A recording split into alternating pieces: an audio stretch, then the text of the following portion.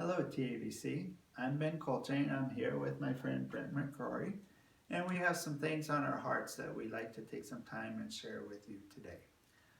It's actually how our friendship started. We've interacted at different times in the past, events, special events that occurred in church, but it wasn't until this year that we really started up a friendship together.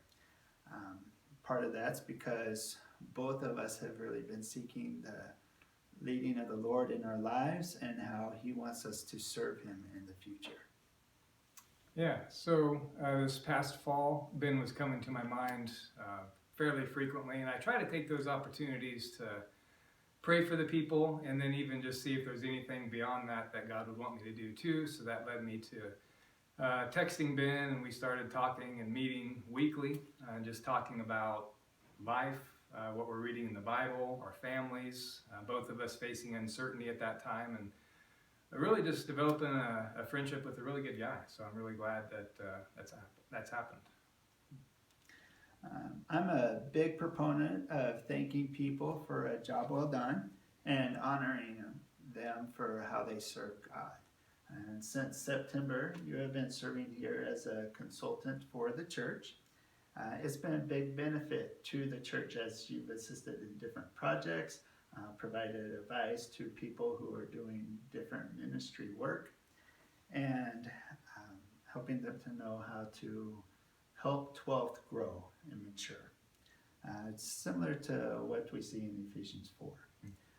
What has been some of your favorite parts of consulting over that past time? Yeah, so part of it is just it's been good to be around and working with people who love God, love His kingdom, want to see it grow and advance, and love the people that are here. So under that umbrella, it's been good to just have conversations on the side or intentionally, whether it's with the Welcome Team Ministries with Jamie or the life groups with Lisa, even sometimes some sermon concepts with Garen, working with a group of people for the press room and some concepts with that.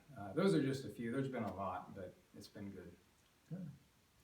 The second part of your position at the church is to provide you the space and the opportunity to seek God's leading in your life and for your family.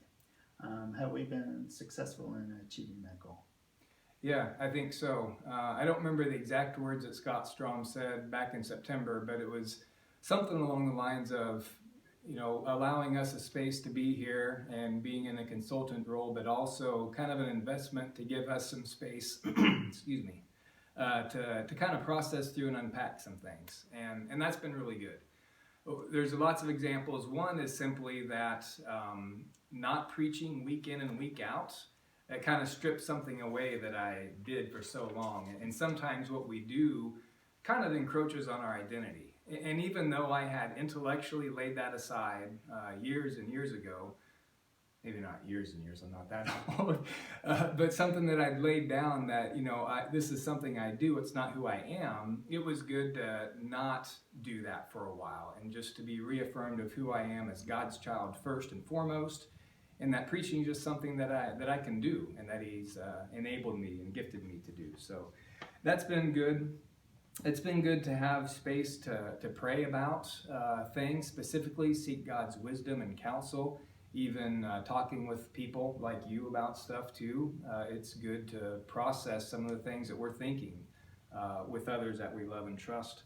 Connecting some dots to see where we're headed in the future, and really even to just dream about possibilities and to step out and take some risks. So where that leads us right now, I guess conceptually how I think of it for Melissa and myself, we have almost the borders of a jigsaw complete.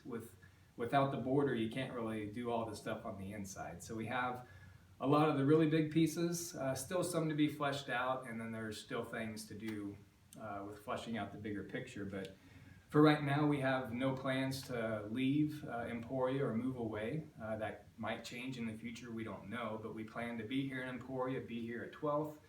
We're really wanting to fan into flame the gifts that God has given my wife and myself and work those together to bless the kingdom, to bless individuals, church staffs even, and really just push back the chaos of the world together.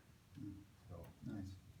Now, it is a unique situation where you've successfully completed a position here at 12th for a time, but you're not moving away. You plan to continue to be here at 12th. I just want to encourage others to follow your example. And when someone is brought to your mind, take a moment and pray for them. Or even better, reach out to them. Start a conversation. Ask them how they're doing. How's their heart? What are they reading in the Bible? And just pray with them. I know it's been an encouragement to me as we've had the chance to do that over this past year. And I look forward to continuing our conversations together. Yeah, me too. I agree with what he was saying there. At the start, Ben mentioned both of us seeking God's guidance for our lives. And I can't help but think of the phrase that Garen has used recently about holy uncertainty and seeking to live in that. And honestly, it's tough to face the unknown, which really is another way of saying it's kind of tough to be human sometimes because there is so much that is unknown or things can change so drastically. And while we can say that maybe is stereotypically of guys who sometimes struggle to get together and talk about these things, women can too as well. And so it's not just one or the other. And so I really would encourage you to, if you're facing some uncertainty, to not just cover it up, not just vent about it, but seek some people out, find some people to talk about God's leading in your life, some questions you may have. Maybe it's the person who's been on your mind for a while now. Maybe now's the time to reach out to that person. I mean, I'd be willing to listen as well. Lean into God more. He's a good father, and your identity primary is as his child, and he loves you. And also the need to define reality carefully. As his child, trusting his pursuit of you and his desire to bless you so that he can work through you to bless others as he restores all things back to himself, one person, one place at a time. I think that's some great encouragement for us here at 12th. So we want to thank you for taking time to listen to this today. We thank you for letting us share what's on our hearts, and we look forward to seeing you church on Sunday.